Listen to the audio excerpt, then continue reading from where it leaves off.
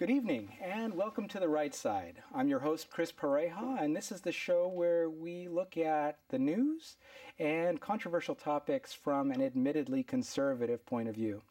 This evening, we're joined by Richard Geno, who's one of the founders of the Conservative Forum here in Mountain View, which is an underwriter of the show, and he'll be telling us a little bit about what conservatism means to him. Richard, thanks for joining us this evening. Thanks for having me. So tell me a little bit about your conservative roots. Was your family conservative, or when did you find out you were afflicted with the conservative bug? Well, actually, on the contrary, my entire family was Democrat, and except I had one grandmother who was a Republican, but she never talked about politics. And between my father and mother and my sister and my cousins and my aunts and uncles, everybody was Democrat. We were from San Francisco and pretty much a union family. So there was no conservatism in my roots. So they were not conservative Democrats, they were more from the liberal just the union side and it was just supporting unions, and that pretty much labeled them. Okay. And it wasn't as much liberalism back in the 50s and 60s as there is today as a philosophy. It was just kind of, a bunch of parts, and they were the union part. Okay. And, so when did you break away from that mold? Well, what happened is I went to the University of California, Berkeley, and entered as a Kennedy Democrat, and I left as a Reagan Republican. So it was a conversion made then. And the funny thing about it then, a lot of people talk about Berkeley as being kind of a liberal place, but in the truth of the matter is I attended classes there for 4 years, and I never once heard any professors espouse liberal ideology or any particular things we're going to do about the left of the spectrum. However, the students, where some of my fellow classmates were Jack Weinberg and Mario Savio, and you may recall at least reading in the history books, the free speech movement. And what I later found out is the free speech movement was there to establish free speech for them, not for everybody else. So are you saying that free speech and tolerance and all of that is not unidirectional, or is unidirectional? Yeah, it was just an excuse to get their cause out there and have their radical theories espoused. And all you have to do is ask Ann Coulter and David Horowitz and Michelle Malkin about it today to see how free speech it is for conservatives to speak on college campuses. Absolutely. Well, what's refreshing to know is that at least currently, it sounds like the biggest club at the Berkeley campus currently is the Young Republicans. Right. And so that's an interesting thing to say. And so help us understand what that date range was that you were attending Berkeley. Give or take a couple of years if you'd like. Well, I entered in 1960 and I graduated in 1964. Okay. And it was in the fall of 1964 that I was in training for my career, and I was in Berkeley. So I went.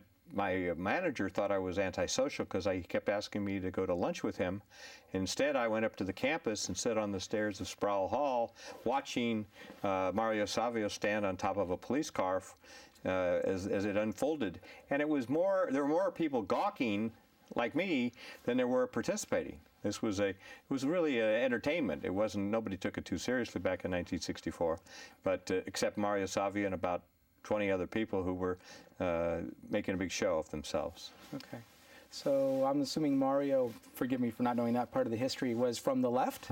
Yeah, you might say that. So they've been disrespecting police cars not just since Occupy Wall Street, but all the way back into the 60s. No question about it. So so you said you left as a Reagan Republican before Reagan was president.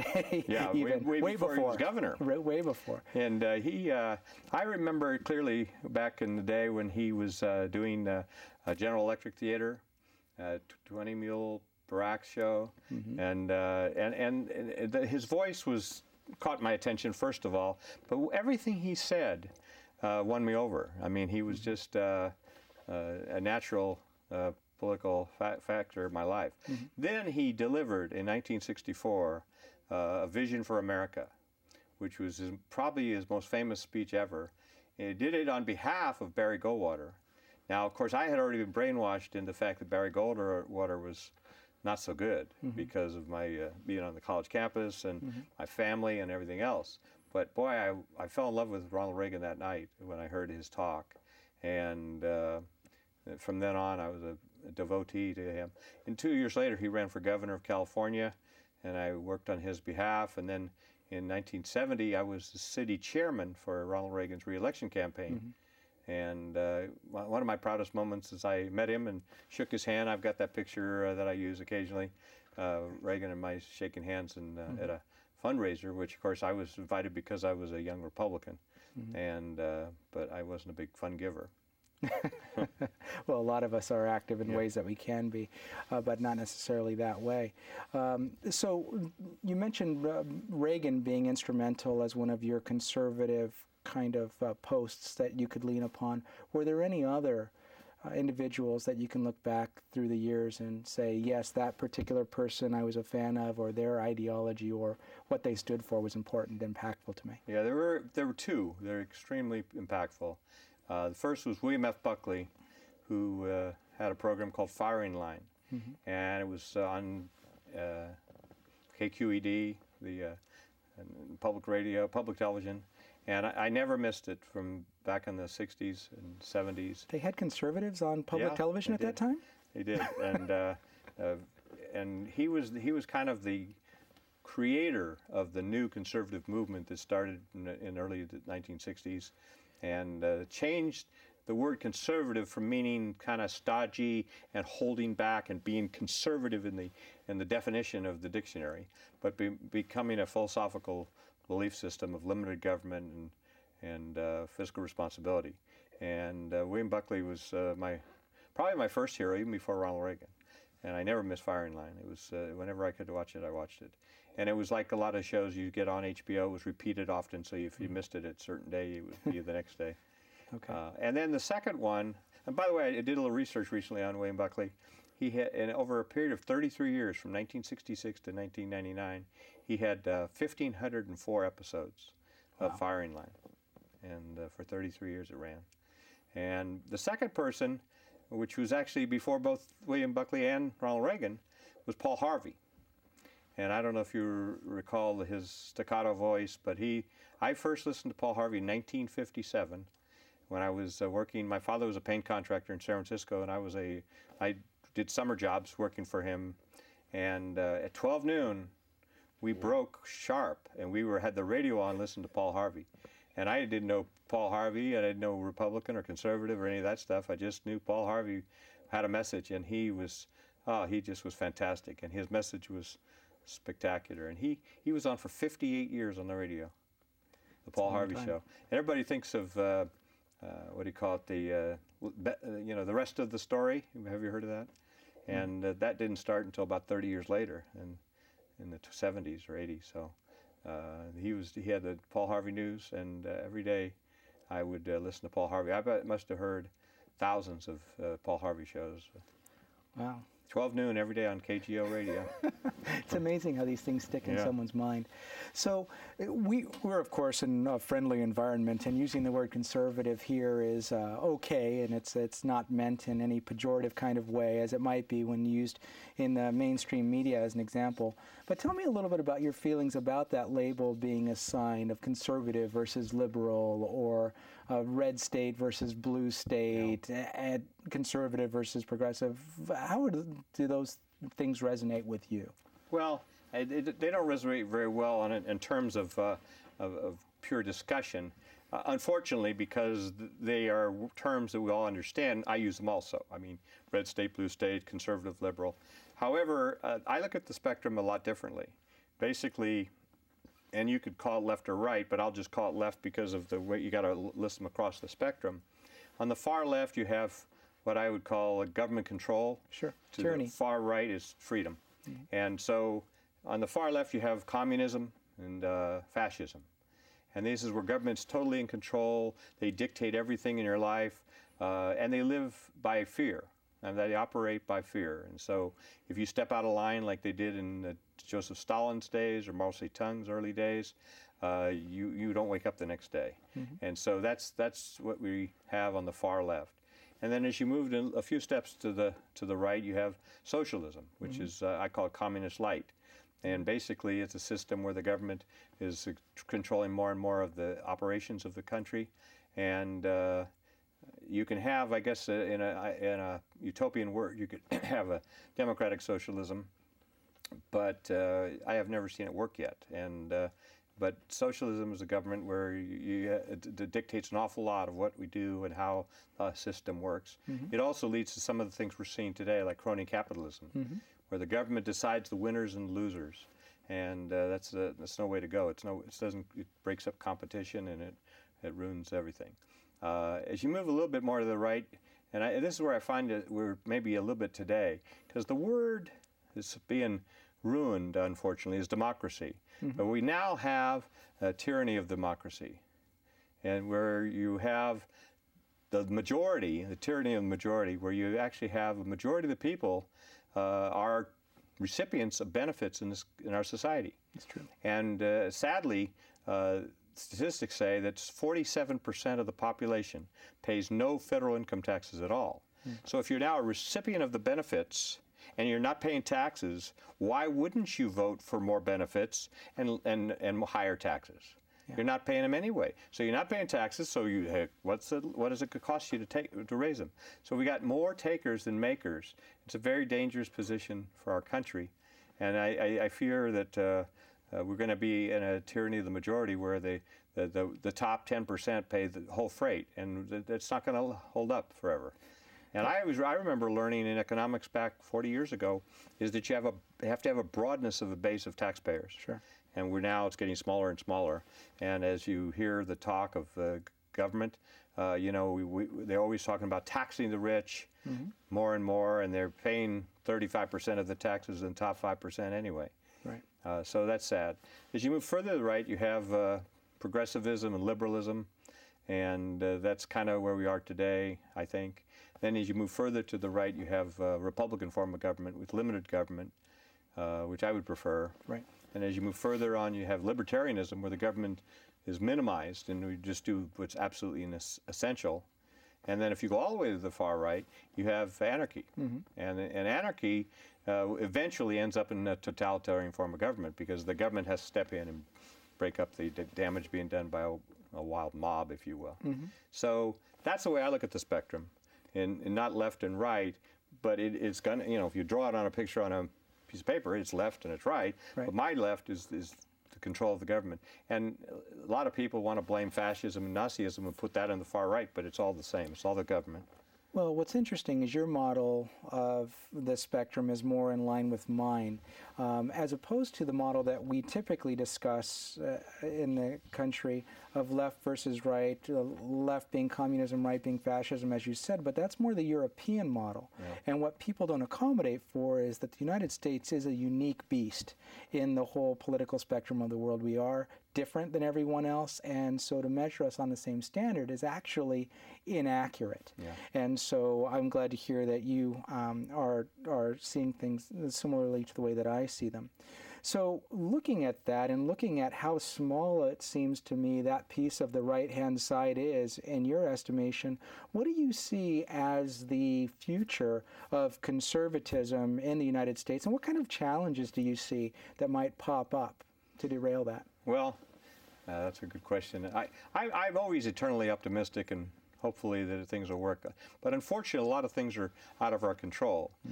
Sometimes we elect alleged conservatives, and we get things like EPA, which came in the Nixon administration, Earth Day, and we get Supreme Court Justices Harry Blackmun. We get, and then in recent years under George W. Bush, we got Medicare prescription drugs. We get No Child Left Behind, and massive deficits. And that's not my definition of conservatism. Well, that's where I think people get confused about what is republicanism versus what is conservatism. We see, even within the Republican Party, there are major fights happening right now on how conservative or how moderate things are, which tend to actually be very progressive. And so I agree, there could be challenges there. Yeah, we've set up a government intentionally, I think really in full force since the 60s, with a small 8-year reprieve with Reagan in the 80s, early 80s. But it's been pretty continuous since the 1960s, where we set up a system that robs from Peter to pay Paul. And leaving the fact that the government always can count on the support of Paul. And now they've gone one step further under the Obama administration, and that is they're now creating more Pauls. And so now you can always, count on getting the support of people who are on the receiving end if you keep promising more and more. Right. And one of the founding fathers had a quote about that, the constitutional republic will be okay until people start understanding they can vote themselves. Right. Riches. And that's happening today. So when we talk about this right versus left thing, and we start talking about right-wing extremists, and the Tea Party comes up, and they've been labeled as racist homophobes by the media, although it's not necessarily the case. What are your thoughts on the Tea Party, and have you ever been a card-carrying member? I don't know if there are card-carrying members. There aren't. The Tea Party, in my opinion, is the second American Revolution. And it's really against the same forces that we had in 1776. And that was that we had a dominant government who was in control of our lives as colonists in those days. And we had to rebel. And I think the same thing is happening today. We have a dominant government, which has really been going on most of the 20th century. It started with Teddy Roosevelt and Woodrow Wilson, and continued with, especially with Franklin Roosevelt and Lyndon Johnson. And now the period on the whole thing is being put on by Barack Obama. So we've got a system that is out of control, and the Tea Party is doing nothing but trying to stop that. That's all. And the funny thing about it is the labels thrown around. I can remember when it first started. By the way, I've been involved. I spoke at I was one of the keynote speakers each of the last 3 years at the major Tea Party rally in San Jose in 09, 10, and 11. And I remember the first year, Nancy Pelosi, who was the Speaker of the House at that time, referred to us as, what did she say? What was that, when she was calling people teabaggers? No. It was AstroTurf. Oh, yeah, that's right. And so AstroTurf is something that's just kind of fake and made up, and I think she was used to that because that's what the Democrats do. They back up their trucks and buses, and they bring people into town from all over the place with their union people and give support to things that they don't really have support of. Right. So they couldn't imagine that we would really be impromptu and just come out and show up. And so that passed away. And then I remember the president was saying, what Tea Party? I don't know anything about it. He was like as if it didn't exist. And all that was in the face of the fact that on April 15th, 2009, in 800 cities around the country, 1.2 million people showed up, most of whom had never been involved in any political activities ever.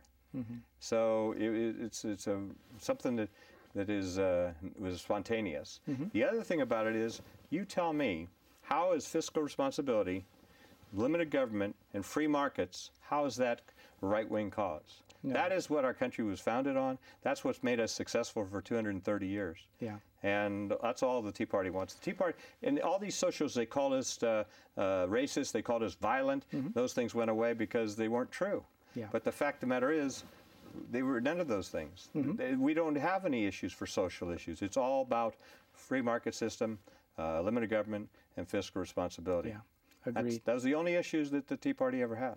Well, we've got about a minute and a half left in this segment. So what I wanted to just quickly get your views on is the Republican primaries, and we're down to about a minute. So we'll have to and tell me about how you're feeling about that and what the outcome will be. Well, I've had several favorites over last year, from Michelle Bachmann to Herman Cain, Newt Gingrich, Rick Santorum, and I've really settled on one, and that's ABO. Anybody but Obama. He is just doing everything in his power to destroy this country as I see it. He's destroying the fabric that was built on the free enterprise system, and liberty and freedom are going out the window. Well, it's interesting tying back to that 1776 reference. Yeah. I tormented one of my kids when we were waiting for the 4th of July fireworks last year by reading the Declaration of Independence with him, and it's amazing how many of those same grievances are in existence today. Yeah. But we do have to go into a word from the Conservative Forum. Thank you very much for sharing this part, Richard, and we'll be right back with you in just a moment. Thank you.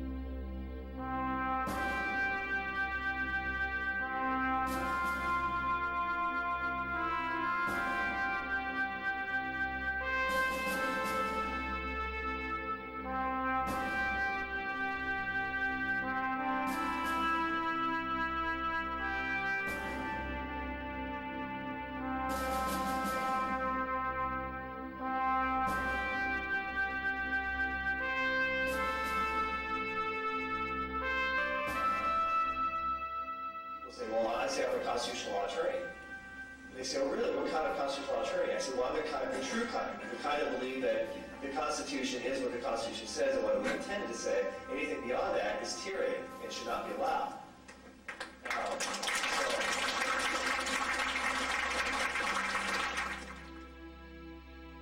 So it's come to this, my friends. You're ready to second American Revolution against a ruling class that simply lectures but does not listen or defend the American people. It is government versus the people. Am I right? Look at the Electoral College example, right? A leftist popular challenge to states' rights. You think the founders weren't brilliant people? Did they not know what they were doing by carefully calibrating to get the small states and the big states to come together? Why does Wyoming get 2 senators in California? Actually, I'd rather have Wyoming's 2 senators.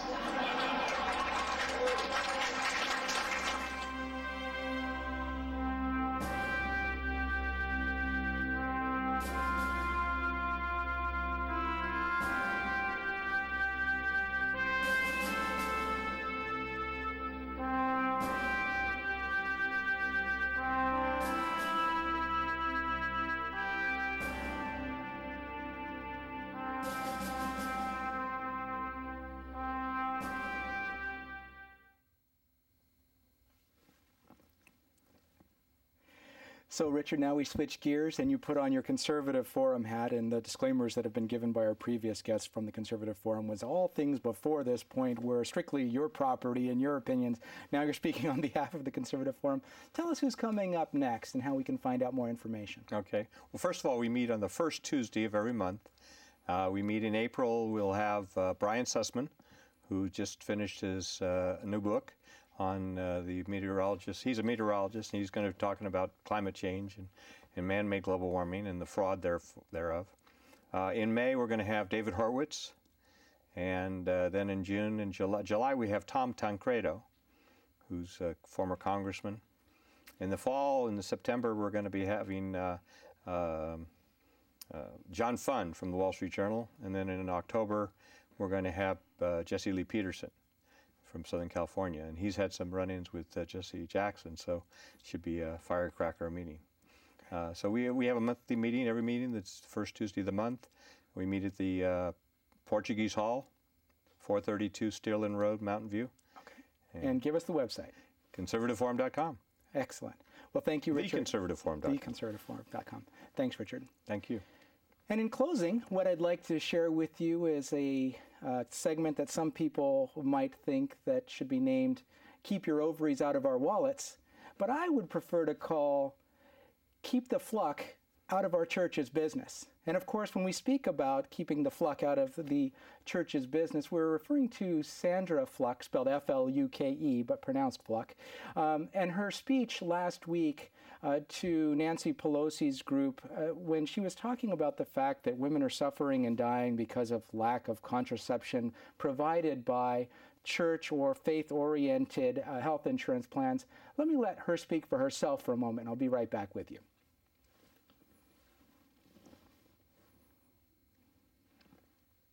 On a daily basis, I hear from yet another woman from Georgetown or from another school or who works for a religiously affiliated employer, and they tell me that they have suffered financially, emotionally, and medically because of this lack of coverage. And so I'm here today to share their voices, and I want to thank you for allowing them, not me, to be heard. Without insurance coverage, contraception, as you know, can cost a woman over $3,000 during law school. For a lot of students who, like me, are on public interest scholarships, that's practically an entire summer's salary. 40% of the female students at Georgetown Law reported to us that they struggled financially as a result of this policy.